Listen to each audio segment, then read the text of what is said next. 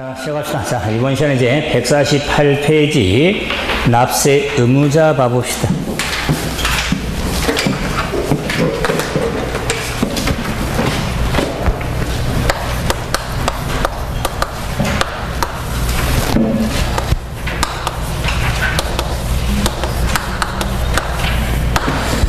자, 재산세 납세 의무자는 뭐 교재에는 일반적인 경우 이렇게 나와 있는데 뭐 틀리진 않지만 저는 정년의 납세 의무자는 자, 원칙이 있습니다. 원칙. 자, 원칙으로 한다면 외외로 구분할 수 있으니까 그때 원칙하면 사실상 소유하고 있는 자가 납부할 의무가 있죠. 그래서 핵심은 사실상이죠. 이 사실상도 과세 기준일 현재 2월 1일 현재 재산을 사실상 소유하고 있는 자가 의무자가 됩니다. 이게 어려운 게 아니라 이제 지문도 그렇지만 사례 문제에 이 사실상 소유자에 있어서 매매 등에 따른 권리 변동이 있을 때 권리 변동이 있을 때는 지방세법상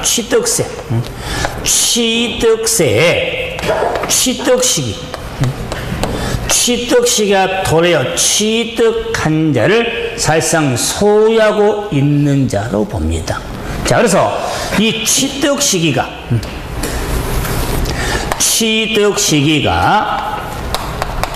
자, 2월 1일 과세기준이 현재 자, 갑하고 을하고 양도 양수. 자, 갑이 팔고 을이 샀다. 그 말이야. 매도자, 매수자. 그럴 때 6월 1일이 잔금 지급일이다. 그 말이야. 취득세 취득한 날이 된다. 그 말이야. 자, 이럴 경우에 취득한 날 따져서 6월 현재는 소유자가 의무자가 되기 때문에 해당 연도에는 산 사람이 6월 현재 사실상 소유하고 있는 자로 봅니다. 따라서 의무자는 을일 산 사람이다. 그 말이. 그러기 때문에 자, 우리 지방세 운용세 측에 취득 시기를 고려해서 취득한 날이 6월 1일 현재면 산 사람이 의무자가 됩니다. 원칙적으로. 외에는 있겠죠? 원칙적으로. 그러기 때문에 6월 2일 이전에 매매가 됐다거나 이후에 매매가 됐을 때 해당 연도에는 당연히 현재 산 사람이니까 이전에 자, 만약 5월달 오늘 5월 말일이니까 오늘 만약에 사고 팔았다면 오늘이 잔금 지급이랬다면 당연히 산 사람. 자, 그럼 만약에 다음 달 6월 6일 날 뭐 현충일달만 잔금 치렀다, 매매했다. 그럼 6월 2일 현재를 지났잖아요. 그리고 당연히 그래서 그때는 주니까 당연히 판 사람이 해당 연도에 일명 그래서 도 이렇게 정리되려. 그래서 뭐 요약집도 뭐인데 이렇게 세목간표에도 2페이지에 납세 의무자 세목간 비교표 2페이지에 재산세 보면은 뭐라 써니까 수수도 써놨잖아. 그죠? 근데 그 의미를 이 세목간표 핵심 요약이 핵심 정리 제가 했기 때문에 야구 같은 것도 제 수업 받아야 할 거 아니에요. 다른 사람은 수수도 쓰겠습니까? 이렇게 되면 짚어드리면서 한번 확인해 해서 수수도 이렇게 정리해서 이전에는 사람. 그래서 오늘이 마치 5월 말이지만 잡아보세요. 만약에 지금 워낙 북미 또는 지방선거 때문에 워낙 뉴스가 많아가지고 제가 요 근래 뉴스를 다 봤는데 거의 안 나오더라고요. 작년만 해도요. 제가 분명히 작년만 해도 한 5월 한 20일경 되면요. 어차피 재산세가 6월 1일이 기준이 되니까 내일 되니까 딱 재산세에 대한 기사가 나와요. 이제 왜 행안부에서 기사를 흘러요. 왜? 국민들한테 재산세를 부과시키려고, 이제 보도를 내거든요. 그래서 기자가 이제 쓰고 기사 헐하네요. 그러면서 절세, 재산세 절세. 그러면 만약 집이나 땅을 사고 잔 사람과 팔는 사람이 좀 달라요. 사고 잔 사람은 좀 참았다가 6월 1일 이후에 사는 게 좋고, 반대로 팔고 산 사람은 6월 1일 이전에 파는 게 좋다. 그 말이에요. 급하면 어쩔 수 없지만, 왜? 6월 1일 기준으로 하기 때문에. 그래서 수수도 이런 판정이 이루어지는 겁니다. 그래서 이런 사례 문제. 자, 그럴 때 그 취득 시기는 개인 간의 매매인지 법인 간의 매매인지를 확인해야겠죠? 이유는 개인 간의 매매하고 법인 간의 매매 취득 시기가 다르니까. 좋아요. 복습합시다. 개인 간의 매매에서의 취득 시기는, 잔금은 당연하지. 매매니까 돈 잔금 치를 거 아니에요. 그리고 잔금만 생각하면 안 돼. 계약상 잔금, 개인 간의 매매는, 그건 법인 간의 매매는 사실상 잔금. 계약상과 사실상이 항상 일치된 건 아니잖아요. 그래서 고민하지 말고, 개인 간의 매매는 계약상 잔금, 법인 간의 매매는 사실상 잔금 꼭 구분하셔야 돼요. 그래야 재산세 응용 문제를 가능해요. 자, 그런데 이제 이 사실상 소유자가 되기 때문에 공유 재산에 있어서는 지분권자가 납부할 의무가 있습니다. 그런데 지분 표시가 없을 때는 균등한 것으로 봅니다. 그런데 사실상 소유자가 의무자가 되는데 주택. 자, 집에 대해서는 다시 한번, 주거용 땅 노란색, 주거용 건축물이죠. 하지만 집은 노란색과 빨간색을 구분하지 않고 통합해서 주택분 재산세로 부과하잖아요. 그렇기 때문에 주택분 재산세를 현재 사실상 소유하고 자가 의무자가 돼요. 그런데 이 노란색, 빨간색 주거용 건축물은 갑이고, 자, 주거용 건축물의 땅의 소유자는 을이다. 그 말. 소유자가 다를 경우에, 아파트는 이런 게 없는데 단독 같은 경우는 땅과 건물을 구분 소유할 수 있으니까 소유자가 다를 수가 있어요. 이럴 경우 납세 의무는 누가 되거냐? 당연합니다. 자, 그 소유자가 의무자가 되는 것. 여기서 그는 갑도 되고 을도 되는 거예요. 자, 그런데 주택은, 자, 이 노란색, 빨간색의 가액, 땅의 가액. 자, 그러면 이 빨간색과 노란색의 가액을, 주택은 구분하니까 빨간색, 노란색 가액을 합한 금액. 합한 금액을 과표로 해서, 합한 금액을 과표로 해서 세를 적용해서 세액을 산정하는 것. 세액을 따로 산정이 아니라 땅과 건물을 합산한 금액을 과표로 해서 세액을 산정한 거예요. 그런데 의무자는 갑하고 을이 의무자잖아요. 그러기 때문에 그 세액을 쪼개줘야겠다. 그 말, 안분. 안분 계산하는데 그 안분을 뭘로 하냐? 토지 건축물의 면적이 아니라 시가 표준액 비율로 안분 계산해서 그 소유자가 납부할 의무가 있는 겁니다. 포인트는 토지 건물의 시가 표준액 비율로 반분 계산하지 면적 등이 아닙니다. 자, 그러므로 원칙적으로 한번 구분해 봤는데, 그럼 이제는 왜 없는 원칙은 없으니까 크게 보면 공부상 소유자 순서 아니에요? 자, 다음에 주된 상속자, 매수 계약자,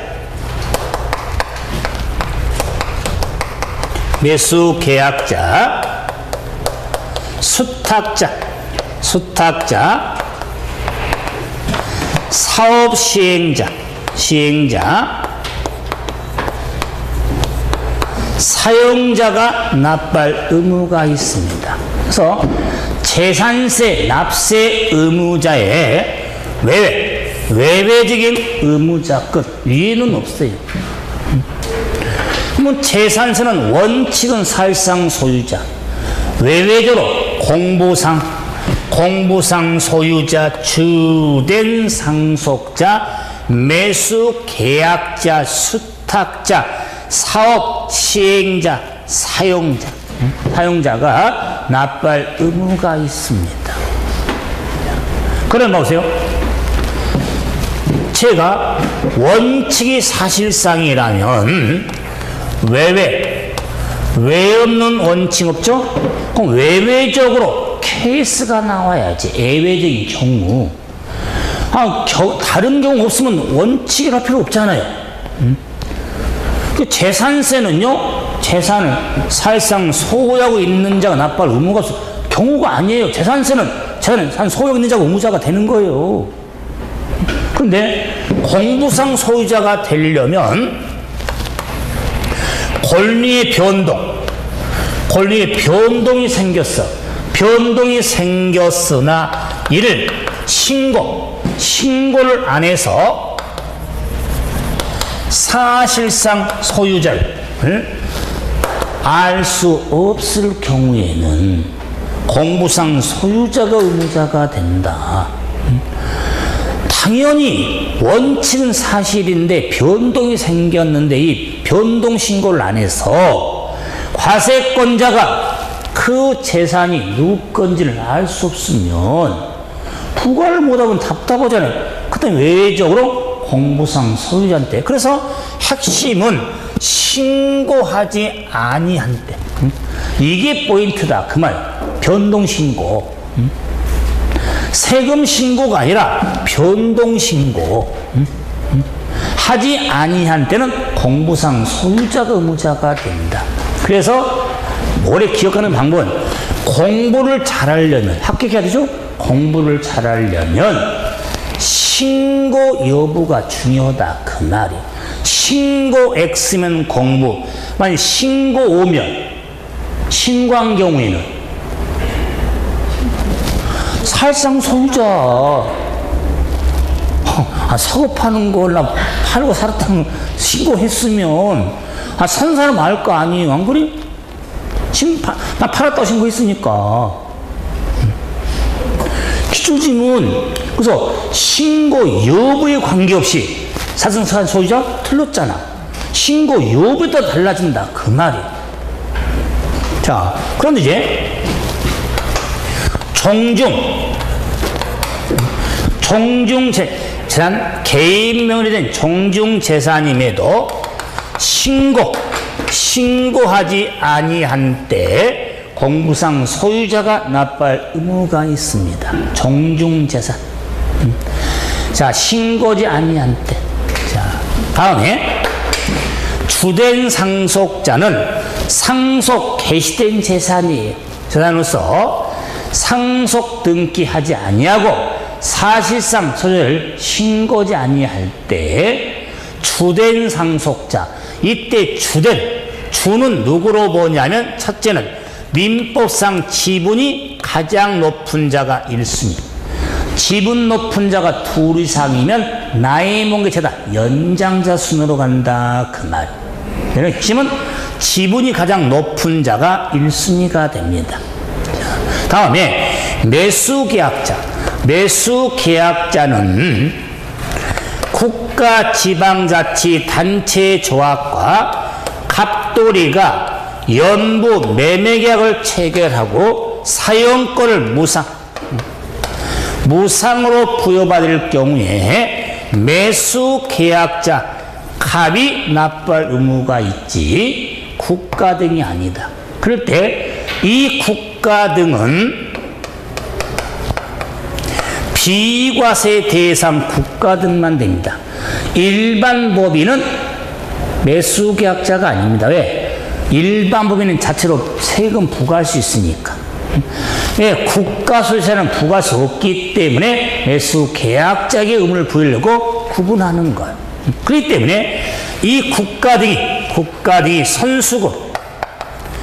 선수금을 받아 조성이 완료된 토지에 대해서 사용권을 무상으로 부여받을 경우는 무상으로 부여받은 자를 매수계약자는 아니지만 매수계약자로 간주해서 무상으로 사용하는 자가 납부할 의무가 있다. 자, 다음에 수탁자. 서식명사 됩니다. 올해 사실은 개정이 되려고 입법 예고됐던 게 다 사라진 건데, 수탁자 명의로 된 신탁재산에 대해서는 수탁자가 납부할 의무가 있습니다. 수탁자 명의로 된 신탁재산은 수탁자. 그 다음에 사업시행자는 개발사업 대용으로 비용에 충당하기 위해서 보류지, 채비지를 포함한 보류지로 정한 경우는 사업 시행자가 납부할 의무가 있더라. 자, 마지막으로 사용자는 과세기준이 현재 소유권 귀속이 분명하지 아니하여 사실상 소유자를 확인할 수 없을 때는 사용자가 납부할 의무가 있다. 사용자에게는 미리 통지를 해야겠죠. 미리 통지를 해야 된다. 알고 있어야 되니까. 자, 그럴 때 무슨 이해는 이해냐? 사용자가 의무자가 되려면 요즘에는 참 말 표현 조심해야 되는데 수업시간이니까 뭐 그런 식은 아니니까. 응? 사용자가 의무자가 되려면 저하고 사귀면 되겠다. 응? 조심해야 될 거 아니에요? 저하고 사귀면 돼. 사용자 의무자 되려면 그 규정 안에 소유권 귀속 문제가 나와야 돼. 응? 이 단어만 배치시키면 돼. 소유권 귀속이 분명하지 않아서 사용자는 저하고 사귀든지 또는 귀를 뜯어서 사든지 이렇게만 매치시키면 너무나 자연스러워. 시험에 정말 자주 나와. 아마 재산세 부분에서 의무자 매회 나온다고 보셨어요. 지금 매회. 그럴 때 재산세 납세 의무자 원칙 예외 있죠? 그래서 교수님 좀 설명 더 해주면 안 되면 납세 의무자는 이 외에는 규정이 없어. 원칙 어쩌면 사실상 외외 공부 주된 매수계약자 수탁자 사업시행자 사용자 틀만 잡아서 정리하는데 이런 부분은 힘들다고 하면 안 됩니다. 오히려 더 정리를 잘해도 돼요. 자, 다음에 이제 150페이지. 이런 재산세라는 세금의 과세표준과 세율이 될 거냐?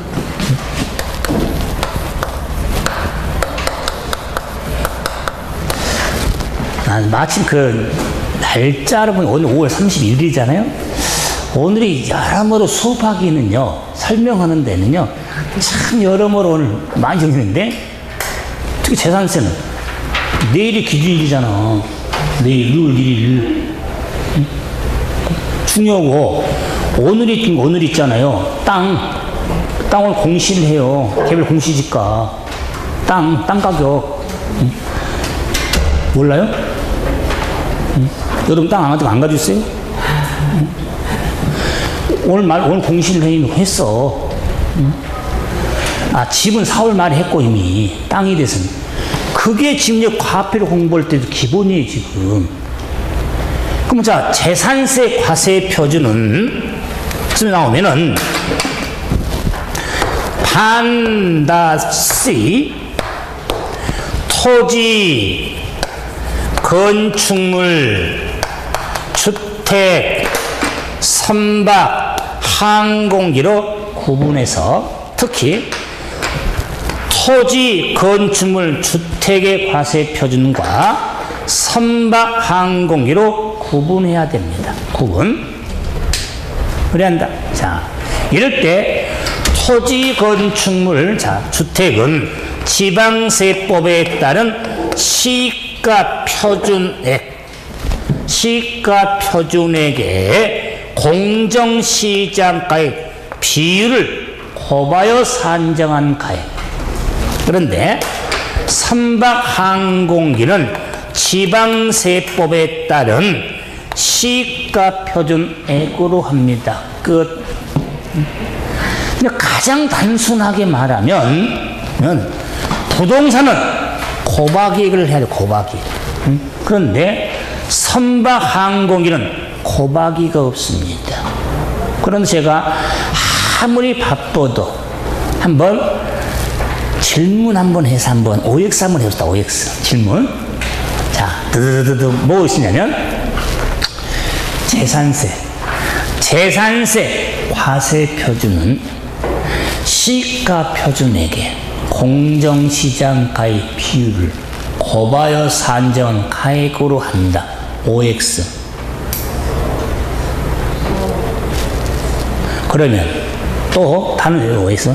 재산세 과세 표준은 시가 표준액으로 한다. OX.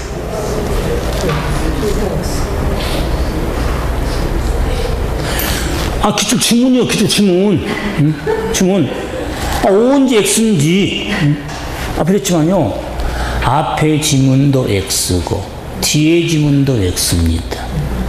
왜 그러냐면 고박이가 나오려면 부동산이 나와야 되고 고박이려면 선항이 나와야지. 그냥 부동산 선항 구분하고 재산세 과표가 고박이 해야 된다 안 한다? 아니에요. 과세 대상 물건에 따라 달라지잖아. 그럼 단순하게 오면 안 돼요.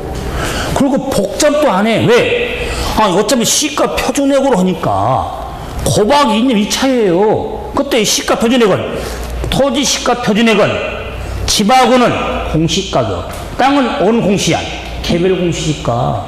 집은 지난달 말에 공시한 개별주택가격, 공동주택가격이 시가표준액. 건물, 선박, 항공기는 건물의 특성, 선박, 항공의 특성을 참작하여 지자체 장이 결정한 거에 공시를 않으니까. 자, 거기에 지금 고박이. 근데 이 고박이 비율이 공정시장가의 비율인데 구분 좀 해달라. 부동산이지만 토지 건축물은 70% 플러스 마이너스 20. 주택은 60% 플러스 마이너스 20.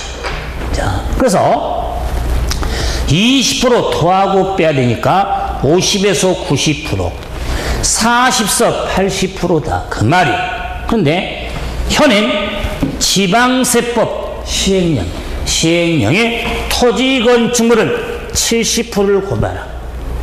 주택은 60%를 곱하라. 그 말 현행. 그래서 시행령 아직 입법 예고된 게 없어. 근데 내일이 기준이에요.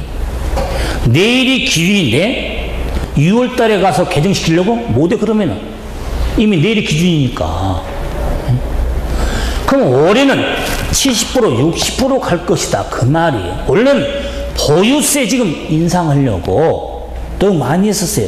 그 인상의 방법 중에 하나가 요 비율을 높이는 거. 비율 높이는 거.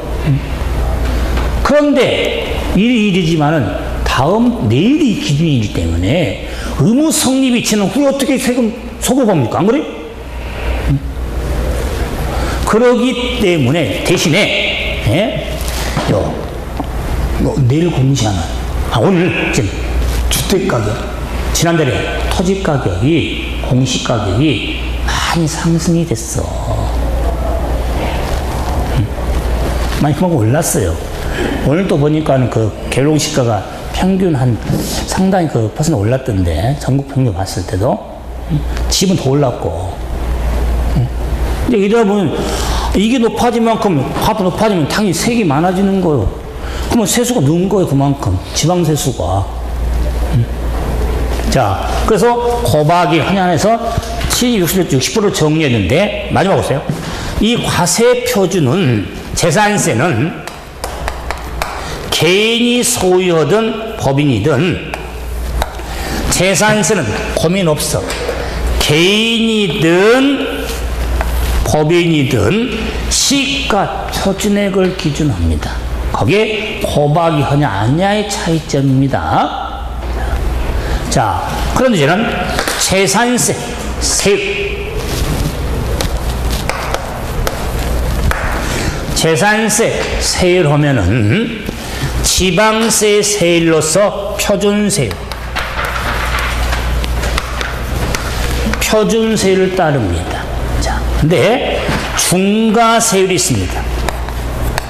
중과세율이 있더라. 그래서 표준세율의 중과세율을 정하는데, 재산세, 표준세율, 이 세율의 구조가 차등 비례세율과 초과 누진세율 구조가 있는데, 재산세 세율은 막대 그래프도 있고 계단 그래프도 있습니다. 그래서 적용이 된다. 그럴 때 이 표준세를 따르기 때문에 지자체장은 조례에 정하는 바에 50% 가감할 수가 있습니다. 50% 가감할 수가 있는데, 이 가감한 세율은 해당 연도만 적용이 됩니다. 50% 가감할 수 있는데 해당 연도만 적용이 됩니다. 계속되는 게 아니라 가감한 세율은. 자, 그런데 이때 재산세 표준세율은 대상 물건에 따라 토지분 세율인지 건축물 세율인지 주택분인지 선박 항공기 구분을 하셔야겠다. 그래서 재산세 표준세율은 토지분세율, 건물분세율, 주택분세율 등의 구분을 잘 하셔야 됩니다. 자, 그럴 때 토지분세율은 대상 토지 구분이 있죠. 그래서 구분이 있기 때문에, 자, 왼손, 오른손, 몸통. 자, 그래서 왼손 하면 분리과세 대상, 별도 합산과세 대상, 총합 합산과세 대상이 있죠. 자, 그래서 왼손, 오른손, 몸통인데, 왼손은 복습, 차등의 취지로서 위쪽과 아래쪽이 있었죠. 위쪽 하면 골프장, 고급 오락장용 토지. 아래쪽에는 농지, 목장 용지, 임야, 공장, 용지 등이 있었잖아요. 그죠? 자, 그럴 때 제가 차등으로서 토지분에 대한 분리과세 세율은 차등하면 비례죠? 자, 왼손은 차등 비례세율 구조로 되어 있는데, 위쪽 골프장, 오락장은 1000분의 44%, 아래쪽에 농지, 목장, 임야, 농지, 목장, 임야는 차등 비례세율로서 1000분의 0.7, 0.07, 즉 007이 적용이 돼. 007이 되는 건 농지, 목장, 임야액가액의 007, 더 이상 없어. 왼손 아래쪽에 농지, 목장, 임야가에는 공공지. 나머지 아래쪽에는 0.2%짜리가 돼. 그래서 왼손 아래쪽에도 낮은 것에는 두 개가 있습니다. 자, 007하고 0.2가 있습니다. 그런데 별도 합산, 종합 합산과세의 대상은 초과 누진세를 구조로 되어 있습니다. 초과 누진세는 계단 그래프. 자, 별도 합산과세는 3단계 초과 누진의 0.2에서 0.4까지. 종합 합산과세의 세율은 3단계로서 0.2에서 0.5까지. 3단계 초과 누진, 즉 별도 합산과세의 세율은 별리사. 종합 합산과세의 세율은 종이오. 별리사, 종이오. 이렇게 정리를 한다. 별리사, 종이오. 자, 그래야 초과 누진세율 구조에 정리가 되어지는 겁니다. 별리사, 종이오. 자, 그래서 토지본의 세율을 다 했습니다. 이외에는 없어요. 그러면은 대상 토지가 왼손 땅인데 아래쪽 이쪽인지 오른손 땅인지 몸통 땅인지를 알아야지. 그에 따라 세율이 구분이 되니까 이게 거의 매 접목시킨다 그 말이 시험에서. 그런데 기억을 좀 해주셔야 되죠. 아, 그러니까 지금 생각나는데 여러분 오후에 원래 그 특강 계획을 잡았잖아, 오후에. 근데 워낙 수업하다 보면 힘드신가 봐요. 그래서 일단은 딜레이가 됐는데, 어떤 분이 그런 모양이더라고요. 오후에 수업하는 거하고 예정했던 거하고 보통 9월, 10월 달 되면 특강 하거든요. 차이가 어떤 게 있습니까? 그걸 궁금하는데 차이 많아요. 어떤 거냐면은 지금 특강하는 것은 테마 특강이 아니고 정책이 아니라 중요한 내용을 위주로 해서 한번 정리해놓은 시간이야. 반복적으로. 그러니까 내용을 한번 하든 아니면 문제를 하든. 세법 같은 경우는 그건 기출문제. 기출문제를 한번 몇 회에 거쳐서 한번 훑어가는. 왜? 문제 중에 기출문제 좋은 거 좋아요. 근데는 수정이 됐어야 되니까, 개정이 됐어야 되니까. 하면서 한번 좀 훑어가려는 거였어요. 그 취지였어요, 원래. 근데 깨졌잖아요. 그래서 저는 6월달 한번 계획을 또 잡아놨는데, 이 말로 세법은 숫자에 민감하거든요. 숫자에 민감해서 테마가 뭐냐면 숫자로 정리하는 부동산 세법. 전체 내용을 훑어가면 정리하는데 숫자 중심으로. 왜? 세법은 16문제 안에 숫자 문제가 거의 숫자가 들어있어 답이 되도 안 되든 거 아니에요. 한번 정리 필요하거든요. 그러면 여러분들 그거 갖고 숫자에 직접 시험이 안 나왔죠. 정리하면요 불안감이 없어져. 그래서 한번 테마가 저는 숫자로. 그럼 만약 9월 10월 달에요 여러 가지 또 테마가 있어. 그때는 총정리 하루 끝내기. 또 80선 100선 마지막 총정리 예상 문제 안 그래요?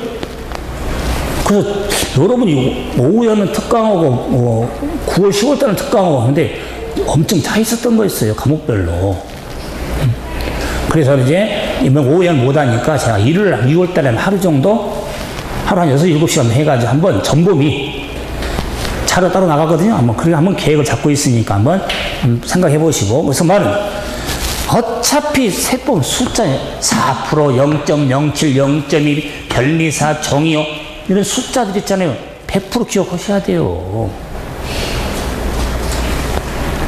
그래서 그런 좀 주의 좀 하면서 토지분 확인해 받은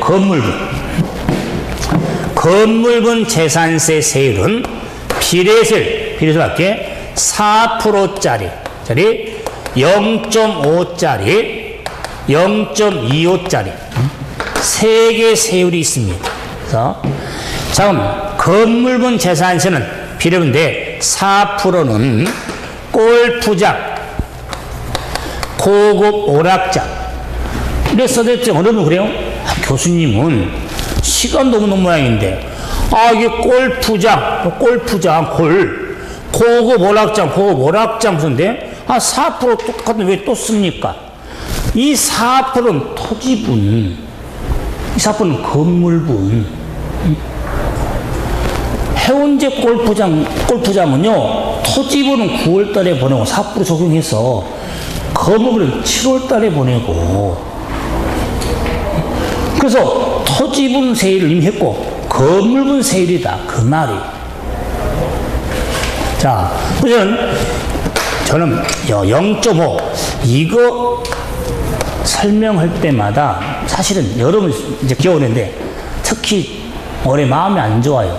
0.5짜리는. 0.5짜리는요, 시적의 주거적 내에 있는 제조, 가공, 인쇄 등에 사용된 건축물 말하거든요. 그러면 주거적에 있는 가공공장, 어묵공장, 어디에? 주거적에 있는 가공공장은 냄새 팔팔 풍기니까 일반 건축물의 2배, 1000분의 5가 적용이 돼요. 1000분의 2.5의 2배. 근데 제가 왜 이렇게 0.5 할 때 마음이 아프냐면, 제가 어묵공장 이야기했잖아요. 어묵공장. 우리가 어묵 참 먹을만 하잖아요, 영물이. 그런데 공장 한번 지나가더니 봐보세요. 못 먹습니다. 냄새 심해서. 근데 제가 왜 그러냐면, 여기서 제가 시적 이상이면 요 중가 대상의 대도시를 말한 게 아니에요. 여 대도시는 수도권 지역이고, 여 시적은 전국 시지역. 그래서 제가 요 시적을 할 때는 군산시. 근데 왜 제가 군산시 0.5가 마음이 아프냐면, 군산에 무슨 공장이 문 닫은 바람에 거의 그 군산이 힘들잖아요. 우리 큰애가 군산에서 태어났거든. 큰애를 군산 오래원에서 낳았거든. 그래서 저는 근데 우리 애는 과연 거기 전 태어났는 거리? 군산. 그래서 아무리 자기 태어난 곳이라 뭐 사는 거 중요하지만 뭐 얼마 안 살아서 그러죠. 한가운데 그런 군산. 왜 제가 좀 한동안 군산 산 적이 있었거든요. 혹시 뭐 군산 나온동 아시는 분이 몰라? 나온동 KBS인데. 그죠? 제가 왜 제일 살면서, 그래 처음 이제 초창기니까 저는 정말 힘든 시기였거든요. 힘들면서 제가 못해야 응? 잘하고 버텨야 되는데 못 버티고 막. 그 상황들 대학서 강의할 때인데 형 있잖아요. 그러다 보니까 다른 문제 있어가지고 그래서 힘든 생활을. 그래서 저는 뭐 고향이 그게 아니지만 제일 많이 생각났던 게 군산이거든요. 얘한테도. 그런데 그 지역이 좀 힘들어진다니까, 뭔 공장 때문에. 공장. 그래서 제가 여기서 0.5는 전국의 시적 이상의 가공, 제조, 인쇄 공장에 대해서는 0.5라면 왜? 중가세율을 하고 다릅니다. 그럼 나머지 공장 하면 당연히 자, 일반 공장, 상가. 자, 이런 거는 0.5가서 나머지 0.5가 되겠다. 그래서 0.5가 0.1 9만 자르시면 됩니다. 더 핵심은 주택입니다. 이 주택에 대해서는 4% 비례세율과 4단계 자 초과 누진세율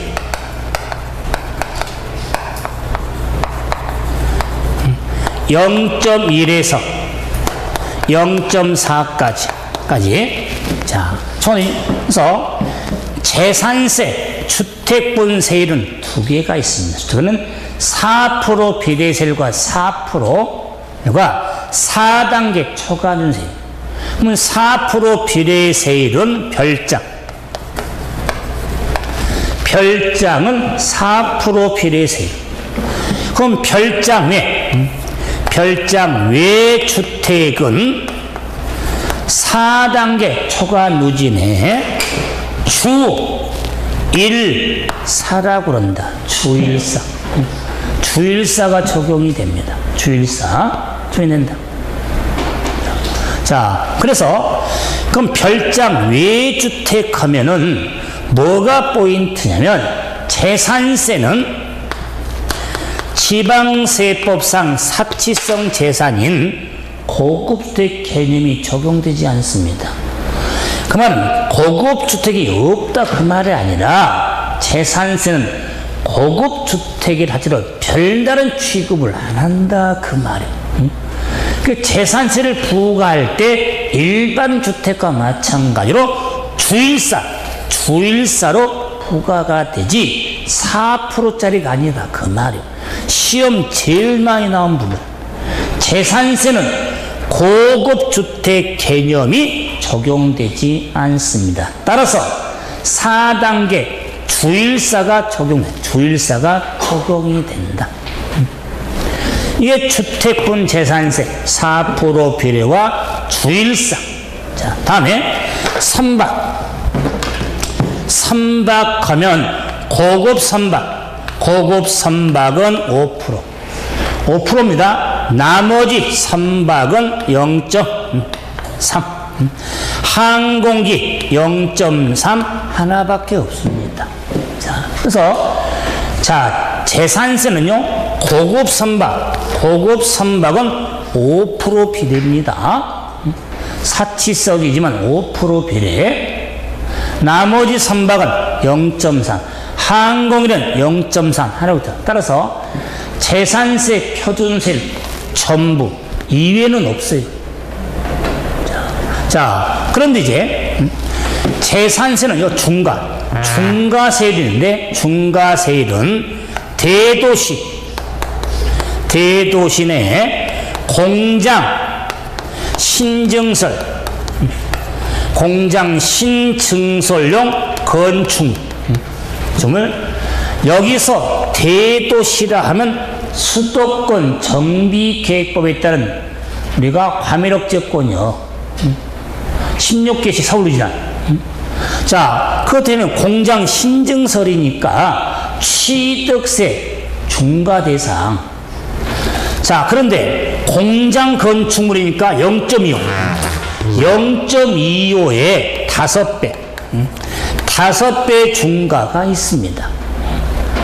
자, 0.25에 5배인데 중요한 게 뭐냐면 최초 과세인도 5년간 5배 중과세가 준다.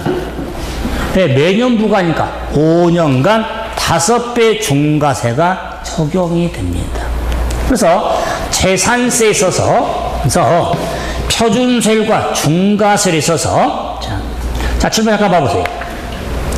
암기틀이 초과 누진세는 3군데밖에 없습니다. 보시면 주일사 있죠? 주택분, 토지분의 별리사, 종효가 있죠. 왜? 이 초과 누진세를 대상만 끌고 가서 정리해야 되는 세금이 종합부동산세예요. 국세.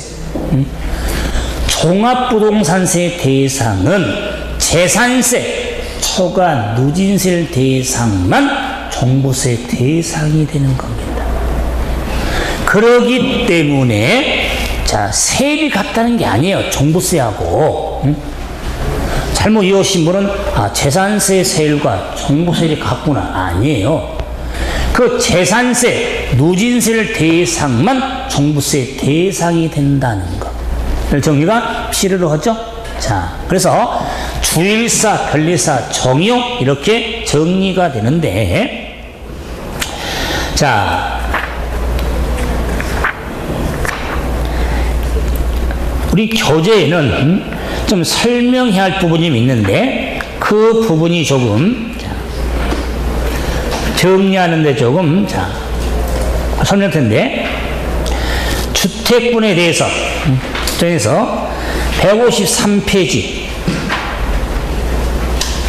153페이지 자, 니은 있죠? 니은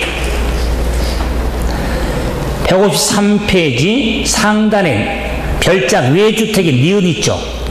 두면 공동으로 소유한 경우, 그걸 당구장 좀 펴놓고 바로 쉬었다가 여 내용과 더불어서 세법의 세율 적용이 있어요. 왜 이렇게 세율이 복잡하니까 이런 세율을 어떻게 적용하는지 시험에 잘 나온 부분이 있어.